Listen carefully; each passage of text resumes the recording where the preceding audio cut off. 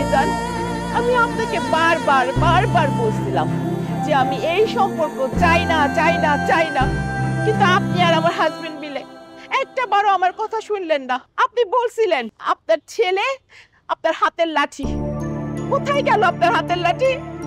কই যাবো আমি এখন মেয়েটাকে নিয়ে? আমার মেয়েটা তো বিধবা হয়ে গেল। বৌমা যেদিন থেকে আমার বাড়িতে পা দিয়েছে সেদিন থেকে ও আমার মেয়ে, ওর বিষয়ে আমি বুঝবো। তোমার সাথে আমার জরুরি কিছু কথা আছে। আমি জানি তুমি আমার কথার কখনো অবাধ্য হবে না। জয়ী তোর ভাইকে ভালোবেসে বিশ্বাস করে আমাদের বাড়িতে এসেছে। ও খুব একা হয়ে গেছে রে। তোর বাবা হিসেবে আমি একটা দায়িত্ব পালন করতে চাই। তুই ওকে কথা দে, তুই ওকে বিয়ে করবি। বাবা, উনি আমার ভাইয়ের ওয়াইফ। আমার মাথা থেকে এটা কখনো সরবে না। তুই যদি রাজি না হোস, আমি জয়ীকে নিয়ে এই বাড়ি থেকে চলে যাব। আমি জানি আপনি আমাকে কোনোদিন ক্ষমা করতে পারবেন না। আমার কারণে আপনাকে এরকম একটা সিচুয়েশন ফেস করতে হচ্ছে। আমি আপনার কাছে কখনো ওয়াইফের মতো আবদার করব না। আমি একটা মেয়েকে অনেক ভালোবাসি। আমার জীবনে একটা মানুষ থাকার পরেও আমি অন্য আরেকটা মানুষকে বিয়ে করেছি। বিয়ে করছো তুমি? আমার এখন কি হবে? আমি বাসায় কি বলবো? বিয়েটা আমরা খুব ইচ্ছে করে করিনি। সিচুয়েশনটা এমন ছিল, আমাদের কিছু বলার ছিল না। ভাইটা চলে যাবো না, বাবা মা যেন কেমন হয়ে গেছে বুঝছো। এই সময় আমি ওনাদেরকে কষ্ট দিতে পারি না, এই জন্য তুমি আমার কথা চিন্তা করো না। আমি সুযোগ পেলে ডিভোর্স দিব। ভাইয়ার কাছে শুনেছি আপনি জব করতে চাইতেন, শুরু করে দেন। এখানে আপনি আপনার মতো এক্সপিরিয়েন্স গ্যাদার করতে থাকেন, একটা ভালো সময় বুঝে বাইরে কোথাও অ্যাপ্লাই করলেন। আপনি ওখানে সেট হয়ে গেলে তখন আমরা মিউচুয়ালি ডিভোর্সটাও কমপ্লিট করলাম। ঠিক আছে, আমি করব।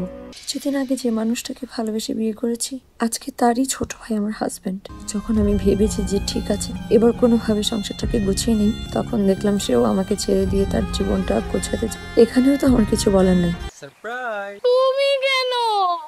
আমি তোমাকে সারপ্রাইজ দিতে চাইছিলাম, তুমি উল্টা আমাকে সারপ্রাইজ দিয়ে দিলা। আর তুমি যে আমাকে নিয়ে এত প্ল্যান করছো, এতেই আমি অনেক সারপ্রাইজ। এটা না, আজকে তো তোমার বার্থডে ছিল, আমি সারপ্রাইজ প্ল্যান করেছিলাম।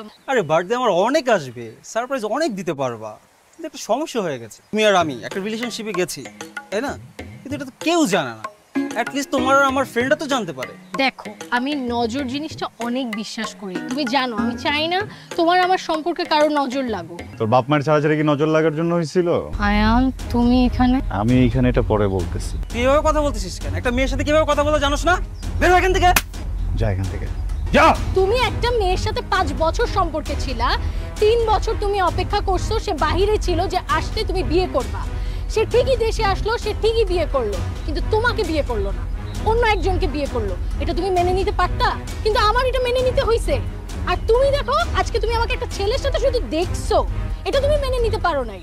তুমি ছেলের গায়ে হাত তুলে ফেলছো। এখন যদি তুমি তোমার ওয়াইফকে ডিভোর্স দিয়েও আমার কাছে চলে আসো, আমি তারপরও তোমার সাথে যাব না, কারণ আমার সেই বিশ্বাসটা তোমার উপর থেকে চলে গেছে।